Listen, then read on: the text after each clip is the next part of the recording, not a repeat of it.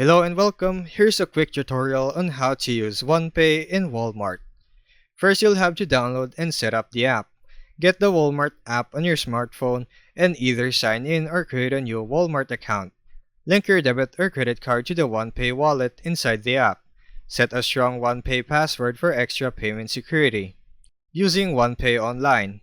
When shopping on Walmart's website or app, choose OnePay as your payment option at checkout.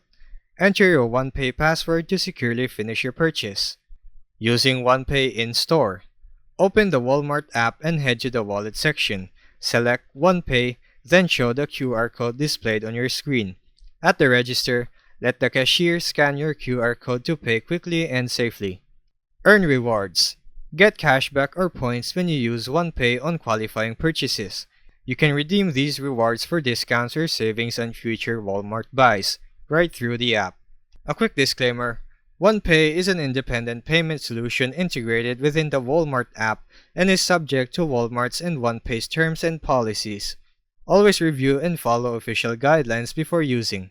This tutorial is for informational purposes only and is not affiliated with or officially endorsed by Walmart or OnePay. And that would be all for this video. I will see you on the next one. Thanks for watching.